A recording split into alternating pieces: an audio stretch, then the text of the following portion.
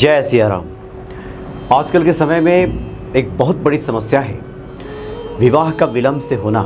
इसको लेकर बहुत सारे सवाल आते हैं और साथ ही विवाह अगर हो भी गया है तो विवाह के बाद जो दाम्पत्य सुख होना चाहिए उसमें कमी आ रही है।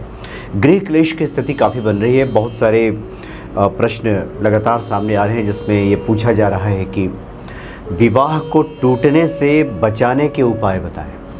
यानी स्थिति इस हद तक जा पहुंची है कि विवाह अब टूटने के कगार पे है, अब टूट ही जाएगा।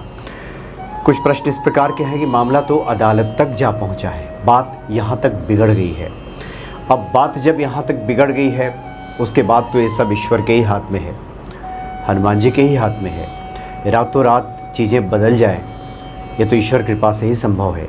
व्यक्ति तो सिर्फ प्रयास कर सकता है, लेकिन फिर भी जो लोग भी चाहते हैं कि इस तरह की स्थिति उनके जीवन में आ गई है, चूँकि एक प्रश्न है निधि पांडे जी और इस तरह के काफ़ी लोगों ने प्रश्न लिख करके भेजा है कि शादी टूटने के उपाय कृपया करके बताएं।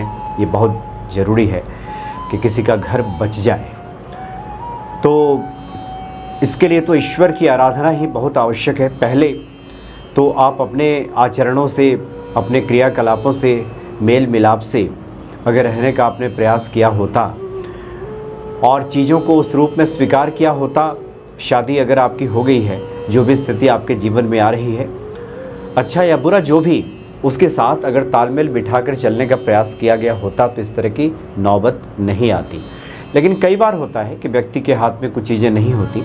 ज्योतिषीय दृष्टिकोण से देखें तो व्यक्ति का जो सप्तमेश है, जो सप्तम भाव है, अगर वहाँ क्रूर ग्रह की उपस्थिति हो गई है, दूषित ग्रह वहाँ पे आ गए हैं, मंगल दोष की वजह से भी, या फिर कई बार होता है कि ग्रहण योग भी अगर बन गया है तो इसकी वजह से भी काफ़ी मुश्किलें, काफ़ी विपरीत परिस्थितियां जीवन में पैदा हो जाती हैं। तो अब इसका तो एक ही उपाय है कि आप भगवान शिव और पार्वती की पूजा करें।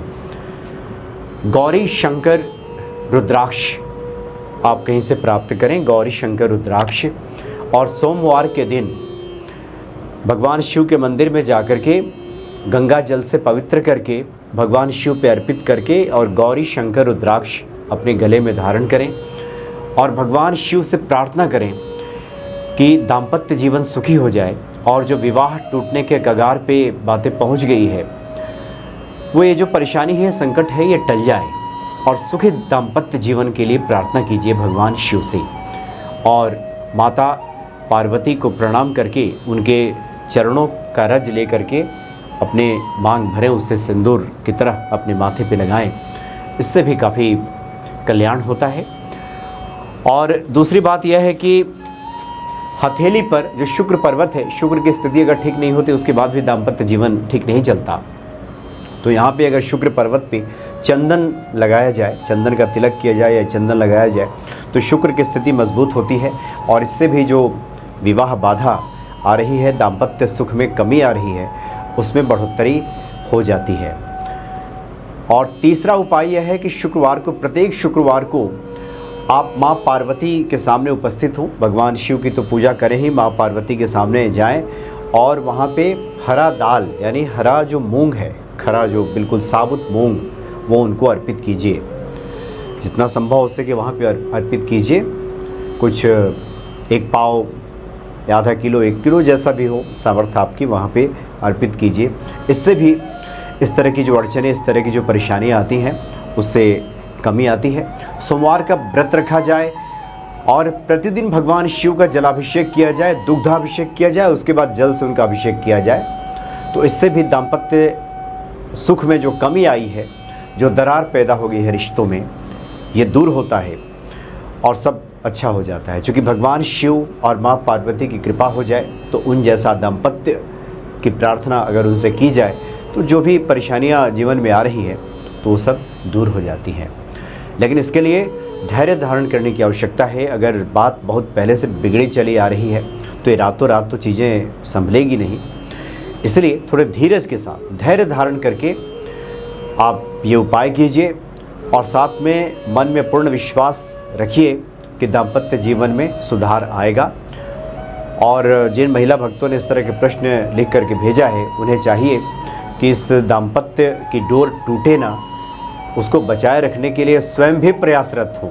क्योंकि ज़्यादातर मामलों में ये होता है कि एक दूसरे में समझ की कमी, एक दूसरे का जो अहंकार है, इसकी वजह से भी इस तरह की परेशानी सामने आ जाती है। तो मैं की स्थिति पहले बनती है और उसके बाद बात बिगड़ जाती है, तो फिर आगे तक बढ़ती चली जाती है।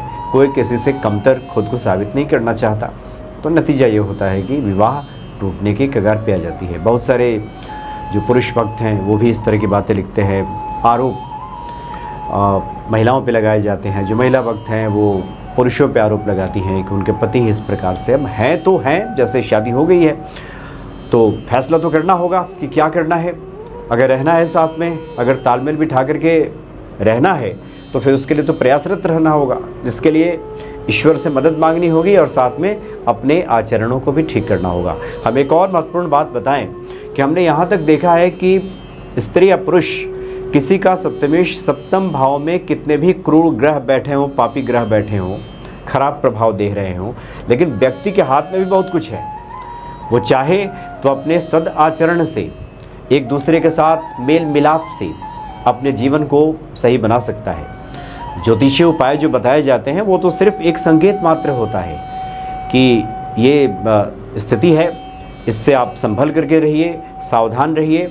इस तरह की स्थिति आ सकती है, सब कुछ वही नहीं है, इसलिए व्यक्ति के हाथ में बहुत कुछ है। ईश्वर से प्रार्थना कीजिए, अपने आचरणों को ठीक कीजिए कि हनुमान जी सुमति प्रदान करें और जो दाम्पत्य जीवन में इस तरह की दिक्कत आई है वो ठीक हो जाए। पहला, गौरी शंकर रुद्राक्ष जरूर धारण कर लें, ये हमेशा गले में रहेगा तो ये अच्छा रहेगा।